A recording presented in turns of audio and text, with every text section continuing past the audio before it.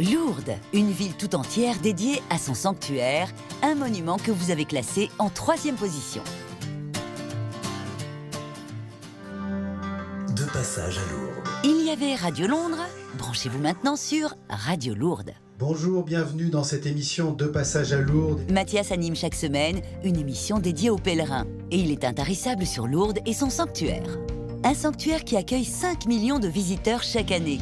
Ils viennent ici fouler l'esplanade du Rosaire, prier, remplir leurs gourdes, brûler un cierge et toucher le rocher sacré, un haut lieu de culte que Mathias regarde encore et toujours avec des yeux d'enfant.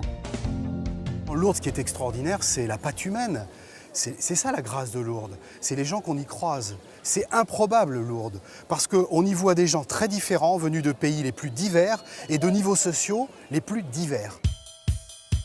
L'engouement pour Lourdes remonte à 1858. Cette année-là, en s'approchant d'une grotte, une certaine Bernadette Soubirous a une apparition, enfin 18, et pas des moindres, la Sainte Vierge, qui lui indique le chemin pour trouver la source. L'affaire s'ébruite. Lourdes, jusqu'alors bourgade tranquille des Hautes-Pyrénées, est prise d'assaut. Et ici, c'est l'espace sacré de Lourdes, par excellence. C'est pour ça qu'on ne parle pas très fort. Les gens y prient. Et en effet, en 1858, entre la première et la dernière apparition, il se passe quand même quelques mois. Première apparition, 11 février. La dernière, le 16 juillet. Et la dernière, en fait, Bernadette ne peut pas venir ici puisque la grotte a été interdite. Les autorités politiques ont dit ça suffit.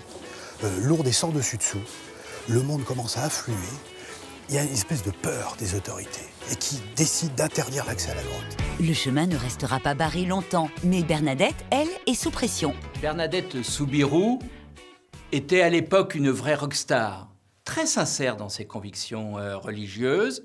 Toute la journée, elle était ennuyée, on lui demandait de raconter ses apparitions, on lui baisait les mains. C'était intenable, à tel point qu'elle décidera de quitter Lourdes pour vivre dans un Carmel à Nevers, et elle ne reviendra jamais à Lourdes. Mais les foules, elles, convergent de plus en plus nombreuses à Lourdes. On va alors décider de construire sur le site de la grotte de Massabielle un lieu de culte plus traditionnel. La demande vient même de très haut. En fait, la première basilique qui a été demandée par la Vierge, cette chapelle, elle est construite à l'aplomb du rocher de Massabielle, c'est-à-dire à l'aplomb de la grotte de Lourdes. Les pèlerins affluent du monde entier pour boire de l'eau de la source et bien sûr pour déposer un cierge. Et si vous ne pouvez pas vous déplacer, Lourdes fait des miracles via Internet.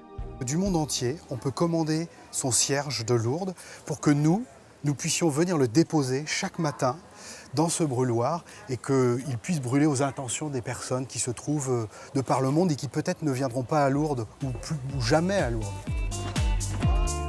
Dans les cavités de la grotte, on stocke des cierges et encore des cierges, des gros, des petits, des longs, des fins. Ceux-là ont tous été achetés et attendent d'être brûlés. À la fin de la saison, on doit stocker 300 tonnes. Alors, celui qu'on brûle le plus, c'est le 150 grammes. C'est celui qui est le moins cher.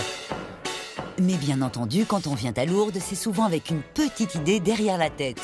En général, c'est une demande de guérison. J'oserais dire qu'à Lourdes, c'est le lieu des guérisons des cœurs et des corps, puisqu'il y a effectivement des gens qui disent être guéris à Lourdes. Mes bien chers frères, mes bien chères sœurs, reprenez avec moi tout son cœur. 69 pèlerins ont été miraculeusement guéris suite à leur passage à Lourdes. Des guérisons reconnues officiellement par le Vatican et une ferveur à Lourdes qui n'a jamais failli. Un miracle.